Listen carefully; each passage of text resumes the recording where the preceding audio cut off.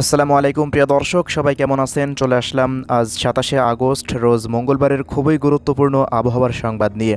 তো প্রিয় দর্শক, আজ সারাদিন এবং আগামী 24 ঘন্টার মধ্যে সারা বাংলাদেশের কোন কোন জেলাগুলোর আবহাওয়া পরিস্থিতি কেমন থাকবে, কোথায় কোথায় ভারী বৃষ্টিপাত হতে পারে, এ বিষয়ে আমরা এই মুহূর্তে ইউরোপিয়ান আবহাওয়ার পূর্বাভাস মডেল রাডার ECMWF থেকে কি আপডেট পাচ্ছি এবং আইকন এবং বিভিন্ন আবহাওয়ার পূর্বাভাস মডেল রাডার আগামী 24 ঘন্টার বৃষ্টিপাতের আপডেট নিয়ে কি জানাচ্ছে জানিয়ে দেব। সম্পূর্ণ বিস্তারিত ভিডিওটি না টেনে একেবারে শেষ পর্যন্ত দেখতে থাকবেন। ভালো লাগলে লাইক করবেন। প্রতিনিয়ত সঠিক আবহাওয়ার তথ্য সবার আগে পেতে আমাদের ইউটিউব চ্যানেলটিকে সাবস্ক্রাইব করে রাখতে ভুলবেন না।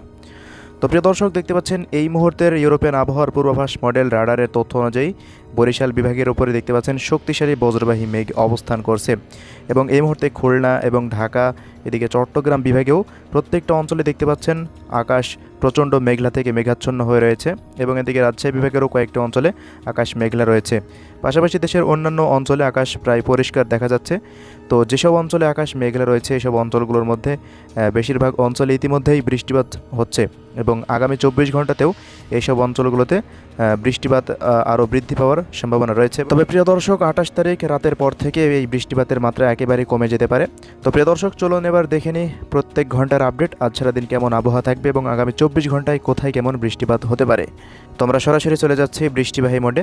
তোমরা শুরুতে জিএফএস মডেল থেকে দেখে নেব। আগে দেখতে পাচ্ছেন জিএফএস মডেলের আপডেট অনুযায়ী খুলনা এবং সাতক্ষীরা, শ্যামনগর, ফিরোজপুর, লোহাগাড়া, যশোর, অভয়নগর, নড়াইল, এরপর মাগুরা, কোটচাঁদপুর, দামুড়হুদা, আলমডাঙ্গা, মেহেরপুর, পাংশা, ভেড়ামারা, মাগুরা এবং এদিকে ঝিনাইদহ, এই অঞ্চলগুলোতে 3 থেকে 10 মিলিমিটারের মতো বৃষ্টিপাত থাকার সম্ভাবনা রয়েছে বেলা 2টার পর থেকে। এবং এদিকে বরিশাল সহ দেখতে পাচ্ছেন গৌরনদী, ভোলা এবং বোরহানউদ্দিন, লালমোহন, চরফ্যাশন, হাতিয়া, এই অঞ্চলগুলো এবং এদিকে চৌমোহনী, রায়পুর, হাজীগঞ্জ, লাকসাম, কুমিল্লা, ব্রাহ্মণপাড়া এবং এদিকে ব্রাহ্মণবাড়িয়া, হোমনা, এই অঞ্চলগুলোতেও দেখতে পাচ্ছেন বুড়িচং সহ বেশিরভাগ অঞ্চলের দিকে ছাগলনাইয়া, নোয়াখালী, এই অঞ্চলগুলোতে প্রায় 1 থেকে 1.5 মিলিমিটারের মতো ছিটেফোঁটা বৃষ্টিপাত থাকার সম্ভাবনা দেখতে পাচ্ছি দুপুরের পর থেকে। এবং এদিকে দীঘিনালা, খাগড়াছড়ি, লংকুদু, মানিকছড়ি, ফটিকছড়ি, হাটহাজারি, রাঙামাটি, বিলাইছড়ি, চট্টগ্রাম, রাজস্থলী, রাওয়ানছড়ি, সাতকুনিয়া, কুতুবদিয়া, চকরিয়া, থানচি, মহেশখালী, এই অঞ্চলগুলোতে দেখতে পাচ্ছেন কক্সবাজার, টেকনাফ পর্যন্ত প্রত্যেকটা অঞ্চলেই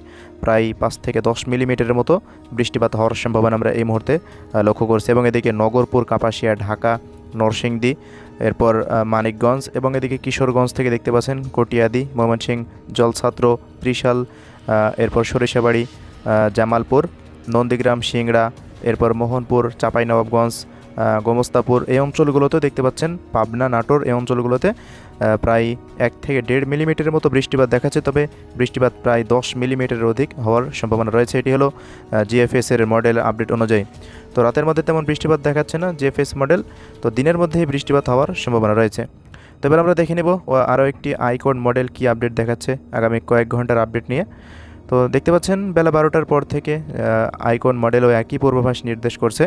তো এই রাডারের তথ্য অনুযায়ী দেখতে পাচ্ছেন খুলনা, সাতক্ষীরা, যশোর, মূলত খুলনা বিভাগের প্রত্যেকটা জেলা, কুষ্টিয়া জেলা থেকে শুরু করে খুলনা, বাগেরহাট পর্যন্ত, শ্যামনগর পর্যন্ত প্রত্যেকটা জেলাতে বৃষ্টিপাতের সম্ভাবনা এবং বরিশাল বিভাগের প্রত্যেকটা জেলা এবং এদিকে চট্টগ্রাম বিভাগেরও অধিকাংশ জায়গায় দেখতে পাচ্ছেন এই বৃষ্টিপাতটি হওয়ার সম্ভাবনা এই মডেলেও নির্দেশ করছে।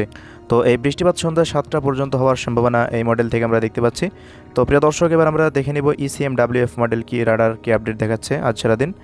তো ECMWF রাডারের আপডেট অনুযায়ী বেলা 12টার পর থেকে বৃষ্টিপাতের মাত্রা সারা দেশে ছিটেফোঁটা হওয়ার সম্ভাবনা রয়েছে। তো দেখতে পাচ্ছেন বেলা 3টার পর খুলনার পশ্চিমাঞ্চলের দিকে যশোর এবং মেহেরপুর, কুষ্টিয়া, কোটচাঁদপুর, আলমডাঙ্গা, মাগুরা অঞ্চলগুলোতে বৃষ্টিপাত থাকার সম্ভাবনা এবং এদিকে দেখতে পাচ্ছেন ঢাকা বিভাগেরও কয়েকটি অঞ্চলে বৃষ্টিপাত হতে পারে। তবে চট্টগ্রাম বিভাগে একটু ভারী বৃষ্টিপাত দেখাচ্ছে ECMWF মডেল রাডার।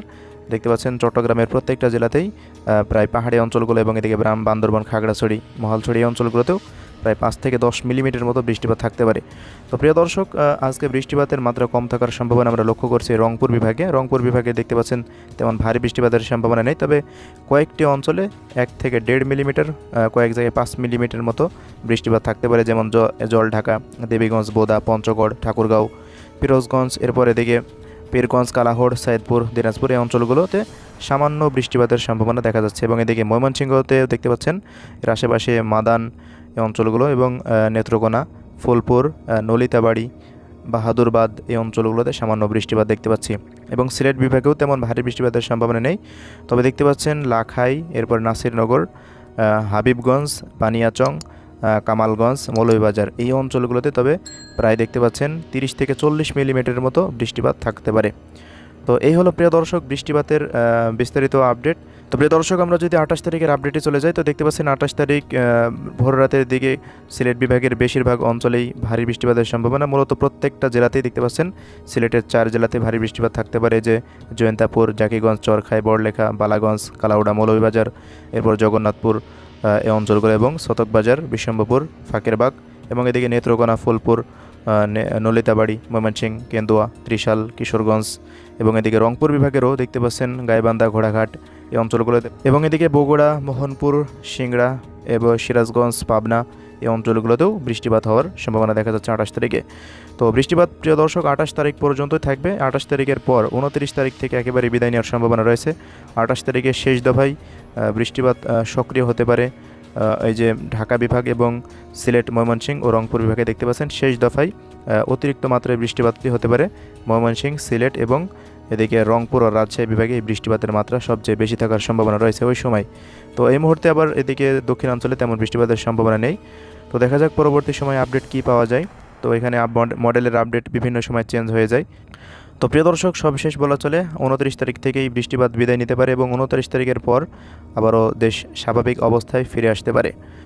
তো প্রিয় দর্শক আমরা সবশেষে আবার দেখে নেব তাপমাত্রা পরিস্থিতি কোথায় কেমন রয়েছে আজ সারাদিন।